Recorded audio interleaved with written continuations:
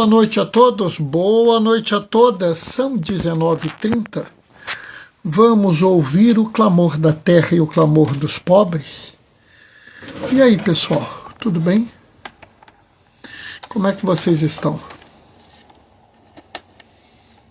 Eu vou bem, graças a Deus. Cheguei agora há pouco, tem uns 3 minutos, lá da Capela de Nossa Senhora Aparecida, onde eu fiz a celebração da palavra, já de domingo, né, e que eu vou fazer também hoje a reflexão já de domingo, né?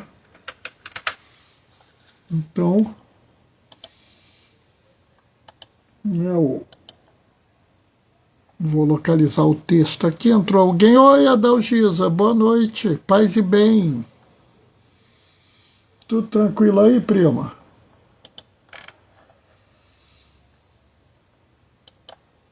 Meu browser está dando problema, acho que vou ter que fechar ele e abrir de novo.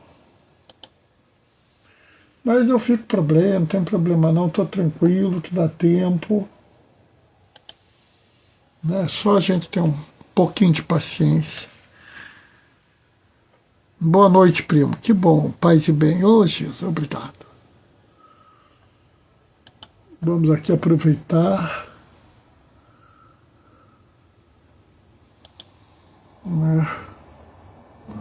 Estou eu às voltas aqui.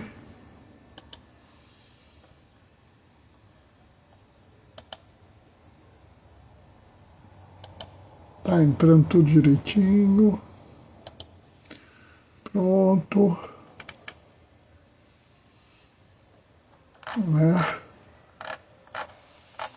Temos que colocar aqui domingo do 19º domingo do tempo comum, já está pronto, só esperar agora. E aí, tudo tranquilo, pessoal? Como eu falei, estou chegando da capela agora, né?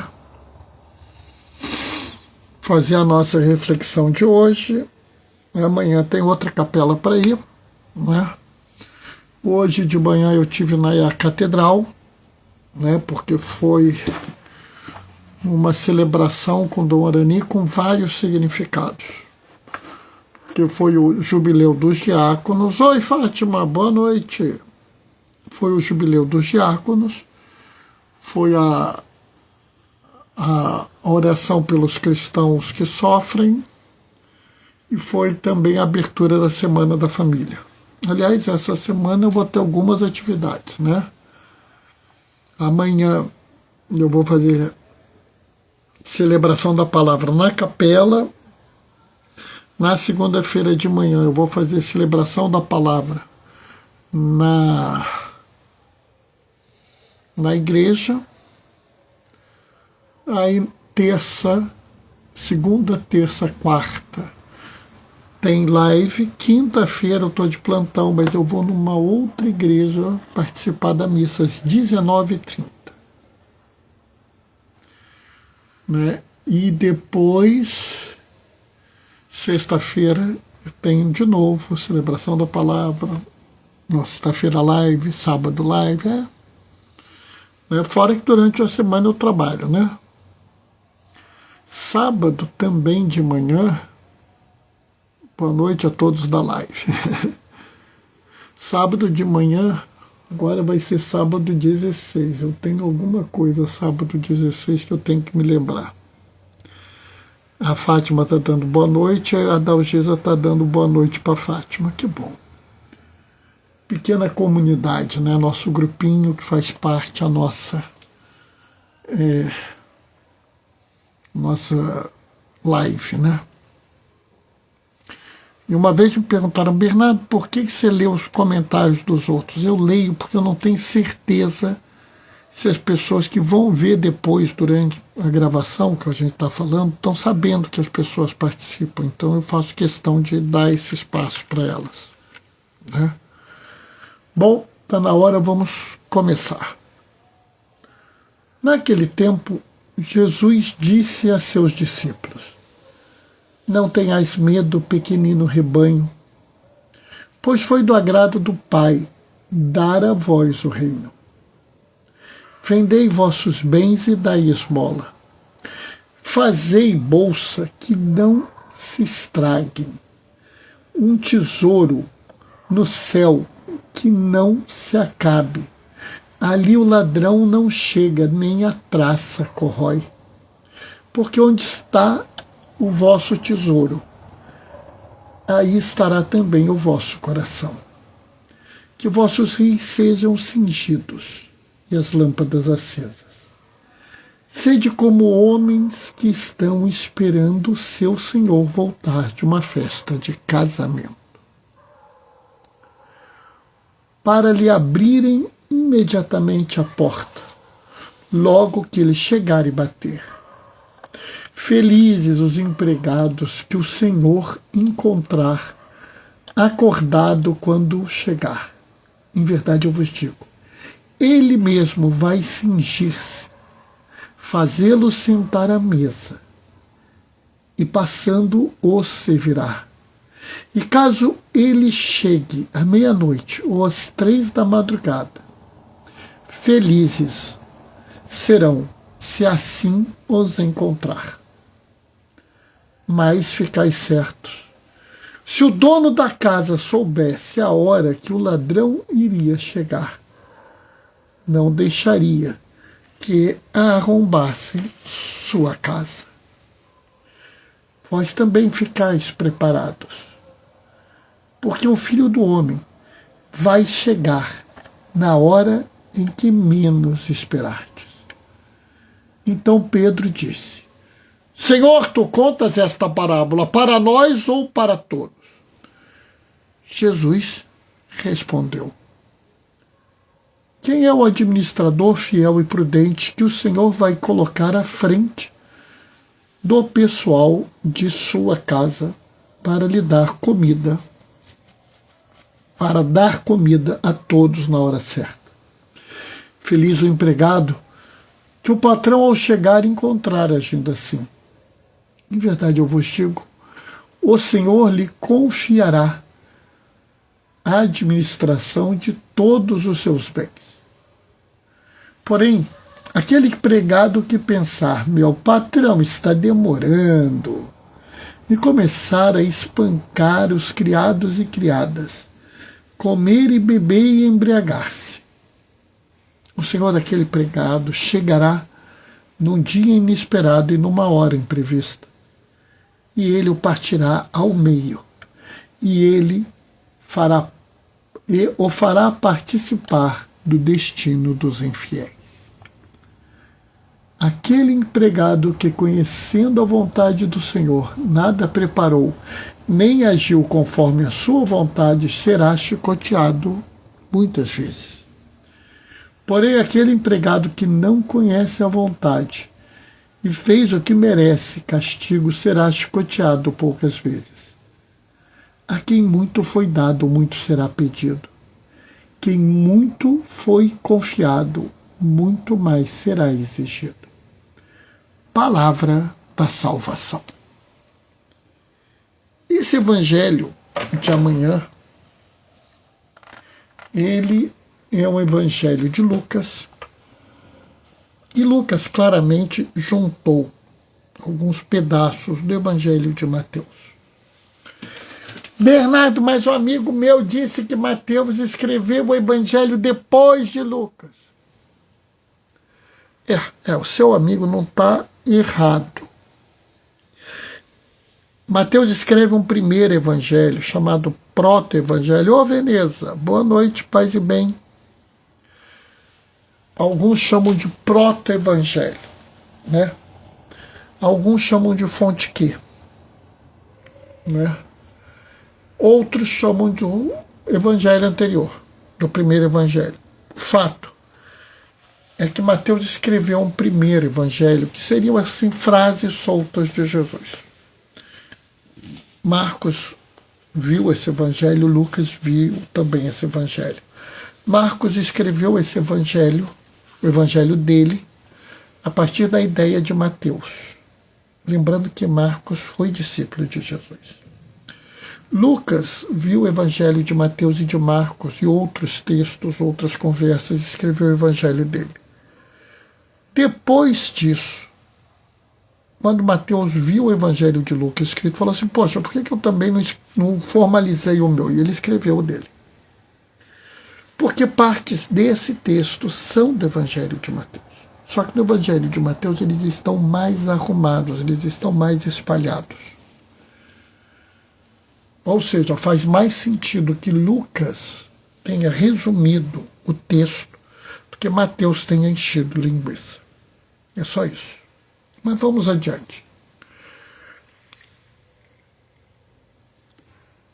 Quando você vê esse evangelho, ele parece um evangelho estranho. Por quê? Porque hoje em dia nós temos uma visão de uma igreja gigantesca. Na verdade, a gente está um pouco melhor do que alguns anos atrás. Lá pelos séculos 16, 17, 18, havia uma ideia de cristandade, de uma igreja imperial, né? Nessa época, inclusive, surge a festa de Cristo Rei do Universo, né? E a antífona da missa é Cristo vive, Cristo reina, Cristo impera.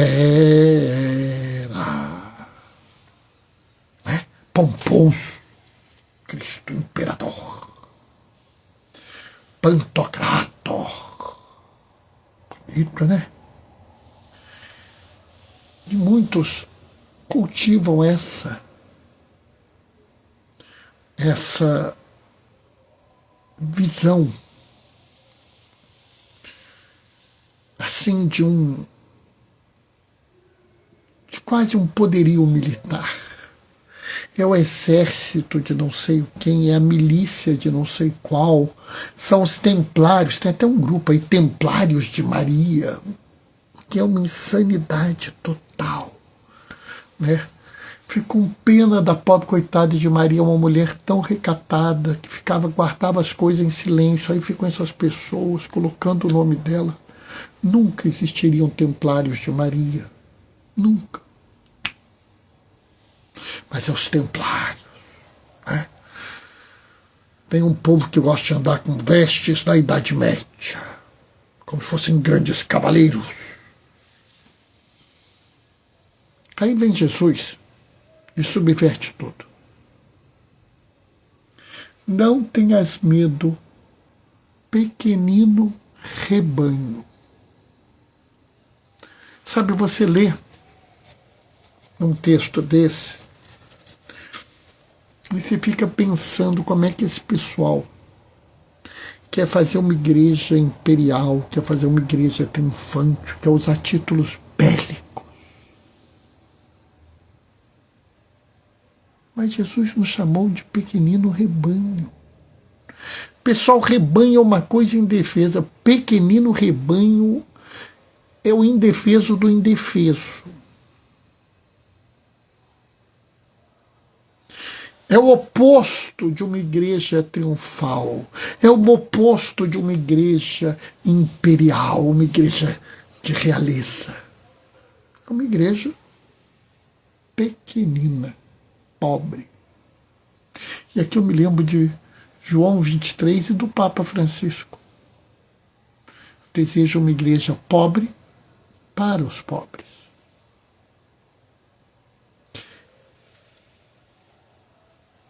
Mas ele ainda fala assim, não tenhais medo. Ora, o que esse pequenino rebanho, pobre, indefeso, fraco, tem para não ter medo? Para pensar. O pessoal normalmente fala assim, Bernardo, você não tem medo, né? Mas do tamanho que você é, o pessoal tem que ter muita disposição para enfrentar você. Bom, se alguém quiser me bater atualmente, com certeza vai me dar porrada até dizer chega, porque eu vou apanhar. A única chance de eu me envolver numa briga física hoje é se eu precisar salvar a vida de alguém. E digo mais, vou me envolver para dar um empurrão na pessoa que está agredindo, tirar a pessoa agredida de lá e garantir a fuga dela. Não preciso nem garantir a minha.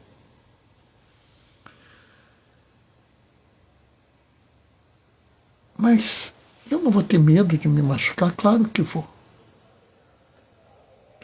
Então, Bernardo, você não está seguindo o Senhor, porque o Senhor fala, não tenhais medo. Ai, minha Santa Senhora da Penha. Eu vou inventar um personagem, porque eu já tenho o Zezinho tradicionalista, né? Eu tenho o Huguinho Inquisidor, eu tenho que inventar mais um. Acho que eu vou inventar o Luizinho Literal. Luizinho Literal, ele não entende chonga da mironga do saculelê, mas ele adora falar assim, tá na Bíblia. Tá na Bíblia. É o Luizinho Literal. O Luizinho Literal, ele não entendeu o que Jesus quer dizer, não tenhais medo. Jesus não pode pedir para nós que nós não tenhamos medo. A Giza riu, é verdade. Mas você conhece. Vai dizer, Giza, que você não conhece um Luizinho Literal. Garanto que você conhece. Jesus não pode pedir para nós que nós não tenhamos medo. Se vier uma pessoa com, sei lá, uma tocha dizendo que vai te queimar, você não vai ter medo? Claro que você vai ter medo. E Jesus não é um louco para te pedir uma coisa impossível. Jesus não é um mentiroso para te pedir uma coisa que você não pode dar, né? Entrou alguém aqui, boa noite, paz e bem, deixa eu colocar aqui para eu ver quem é. Entrou a Estela Teca, boa noite, Estela, paz e bem. Sabe o que é? Quando Jesus está falando para a gente não ter medo, é porque Jesus sabe o que significa a esperança, né?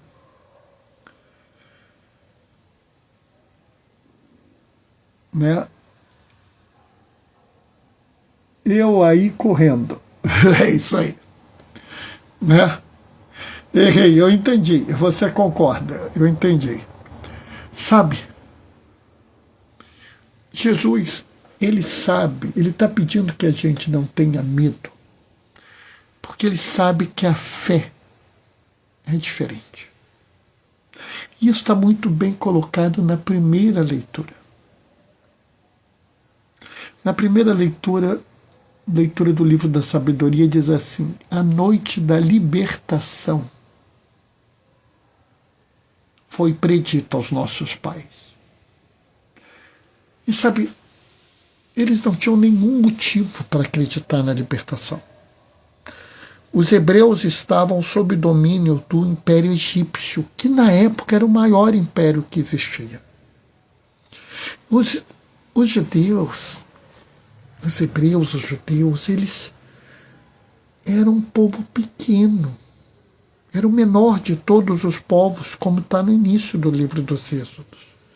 Não tinham armas, eles não tinham a mínima condição de enfrentar as forças do Egito. Mais ou menos como o povo de Gaza, que hoje não tem a mínima condição de enfrentar o exército de Israel.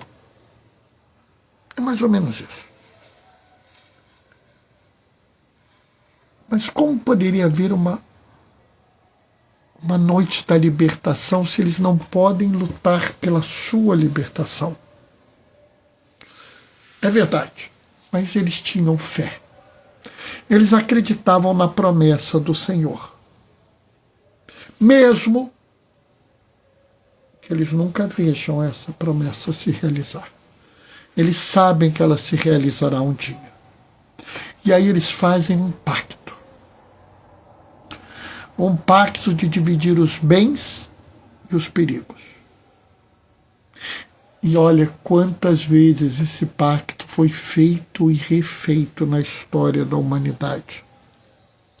Quando o nazismo e o fascismo tomaram boa parte do mundo, homens e mulheres fizeram esse pacto de dividir os bens e os perigos. Inclusive, membros da igreja colocaram sua vida em risco, membros da igreja, homens e mulheres, deram a vida, dividindo os bens e os perigos nessa época. Quando o Império Japonês tornou a religião católica proscrita,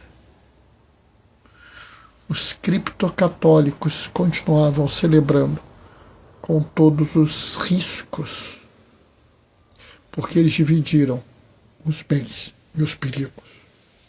Quando nós vivemos a ditadura nesse país, quantos homens e mulheres fizeram o pacto de dividir os bens e os perigos?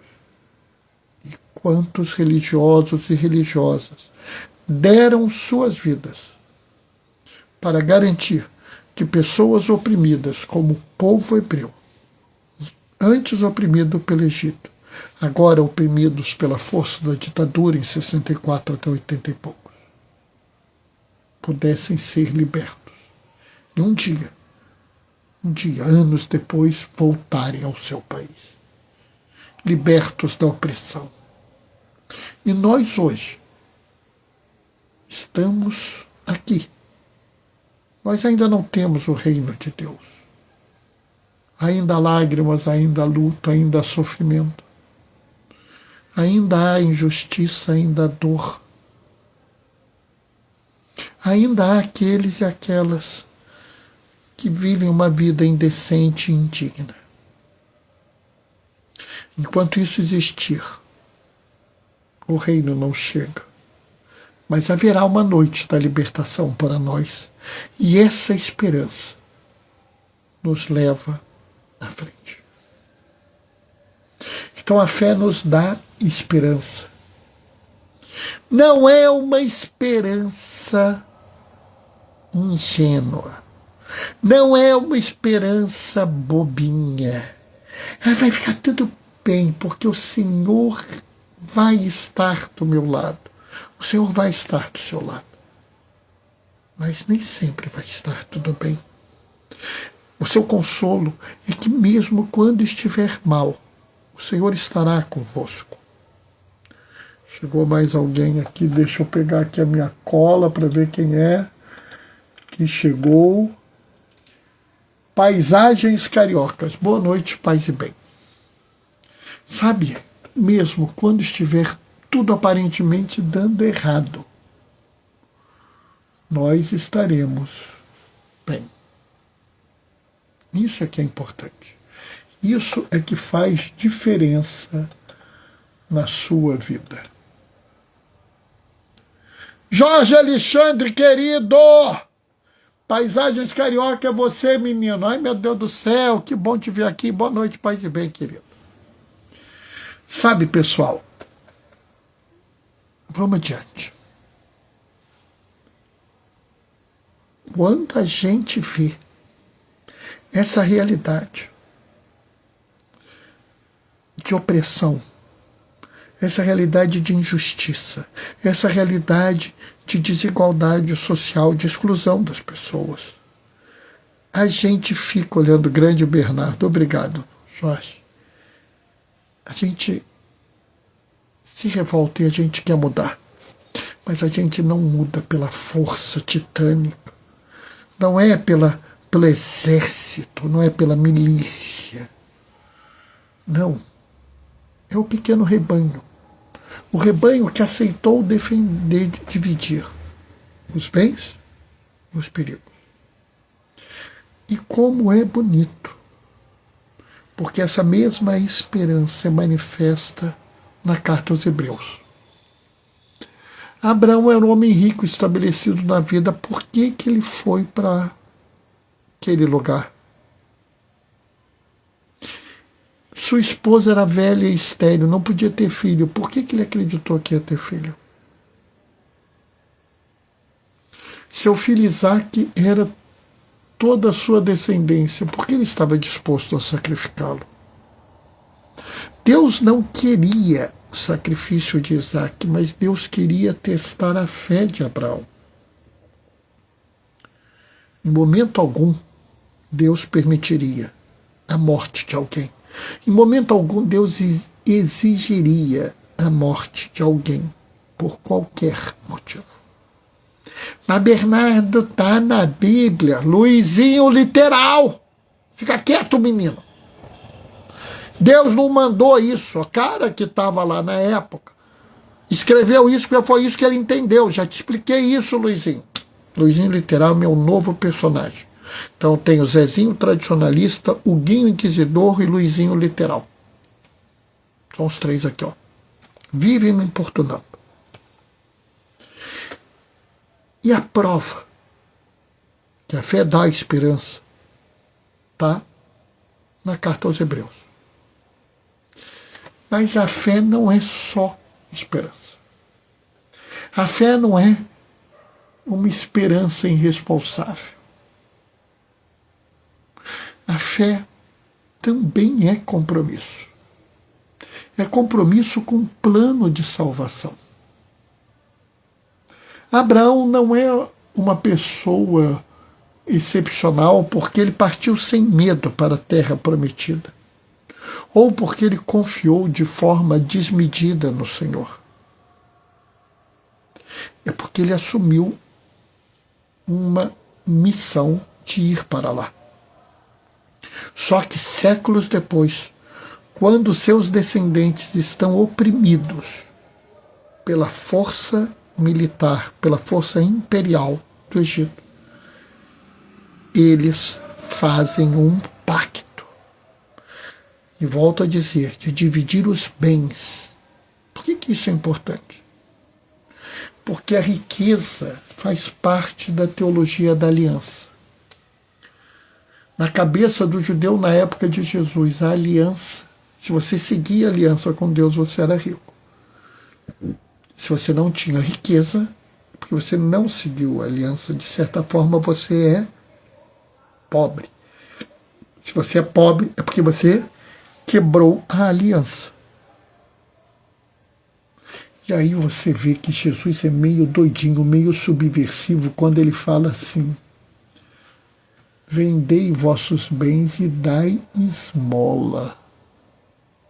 Ora, se você vende seus bens, você se torna pobre. Ainda mais se você vender seus bens e dar esmola. Aliás, eu fico pensando, será que a nossa sociedade não deveria garantir o justo sustento dos miseráveis? Não foi isso que Jesus pediu? Vendei vossos bens e dai esmola. E isso é uma obrigação dos mais ricos, porque eles têm demais. E eu fico pensando, por que nós não exigimos isso? Por que nós não construímos um pacto de dividir os bens?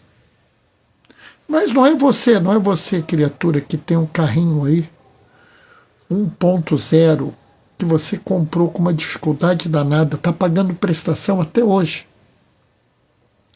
Você que tem essa casinha que eu estou falando, você que está assistindo a live não tem por que se preocupar com isso, porque você está mais pobre do mendigo da esquina do que do miliardário que devia estar gastando dinheiro, já está dando dinheiro para o Estado, para que o Estado fizesse as políticas.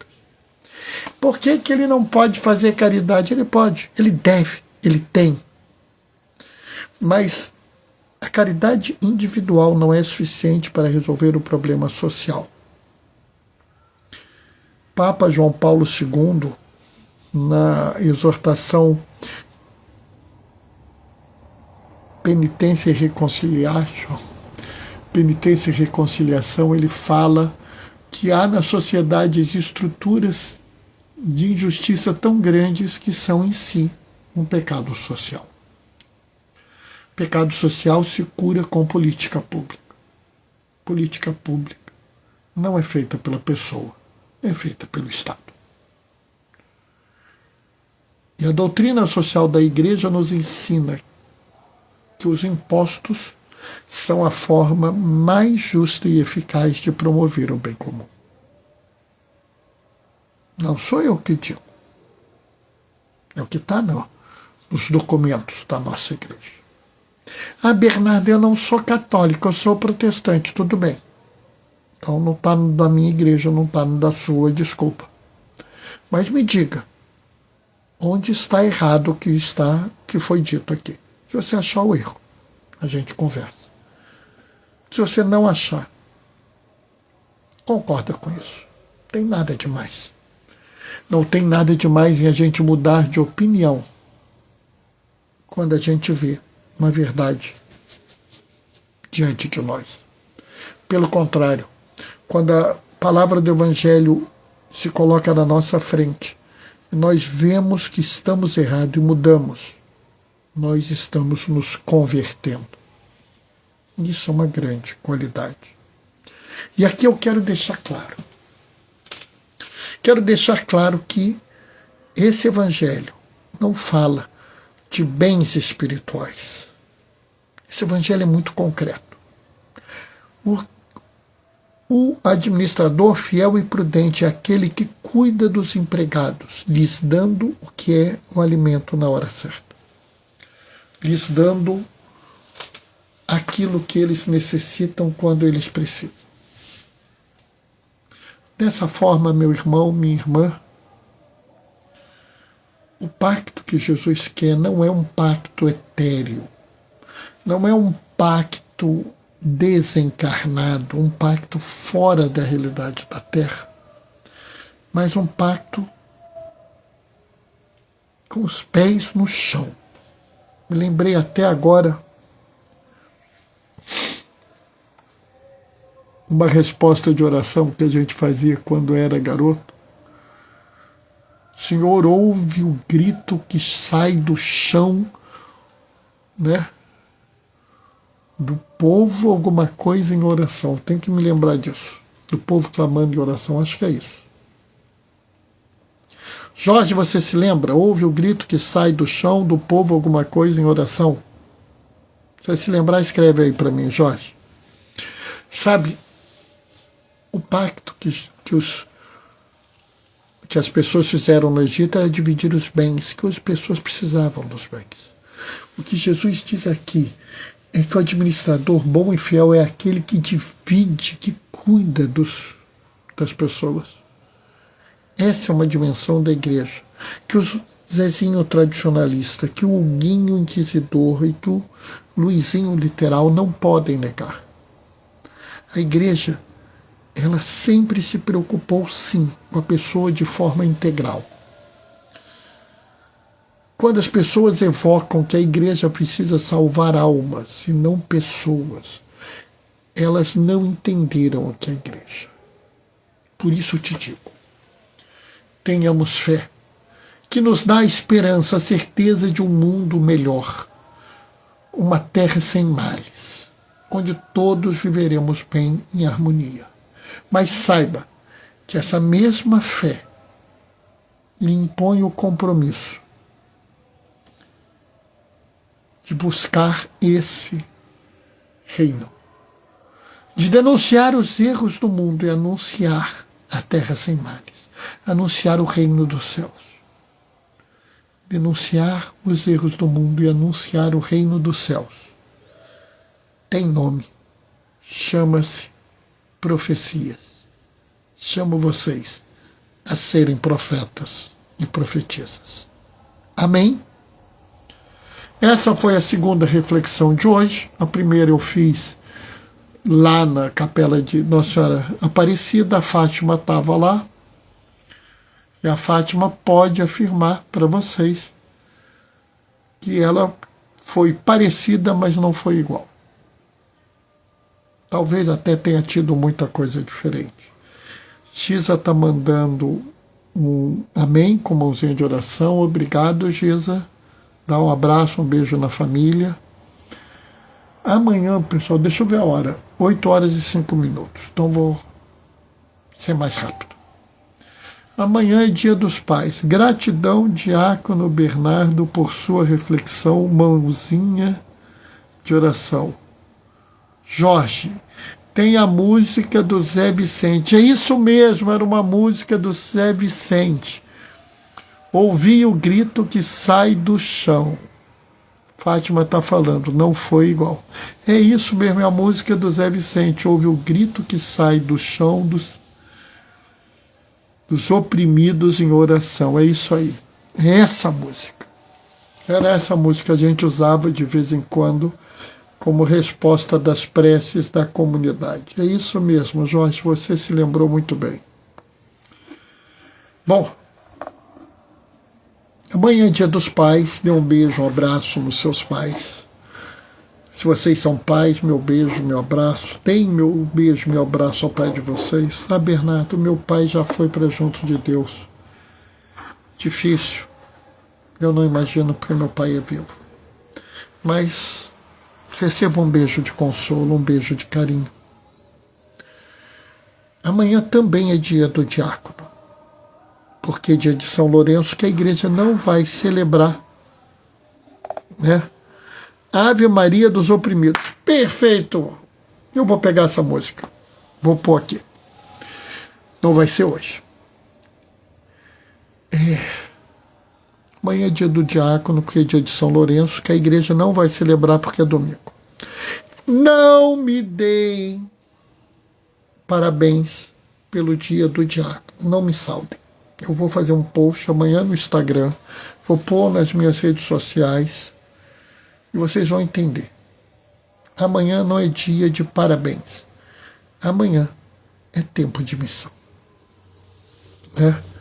Parabéns, diácono. Não, eu não quero parabéns. Você sabe que eu não quero, Fátima. Eu não mereço. Não é, diácono não é para receber parabéns. Diácono é para ser chamado à missão. Abraços para o seu pai, com carinha de oração. Pode deixar, Giza, que eu vou dar sim, tá?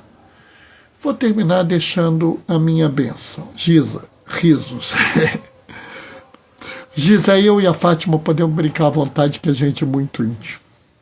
Né? Deixa eu aproveitar e fazer uma propaganda. Hoje eu fui lá no centro da cidade, na Paulus, e comprei esse livro. Tá? É o subsídio litúrgico do mês da Bíblia, feito pelos missionários do Verbo Divino, do Centro Bíblico Verbo. Tá? Vale a pena. Podem ler. Bom, vou me despedir agora. O Senhor esteja convosco, Ele está no meio de nós. Por intercessão de Oscar Romero, desça sobre vós e permaneça para sempre a bênção do Deus Todo-Poderoso no amor. Ele que é Pai, Filho e Espírito Santo. A gente se vê segunda, 19h30. Até lá. Beijos e bênçãos. Tchau, tchau, pessoal.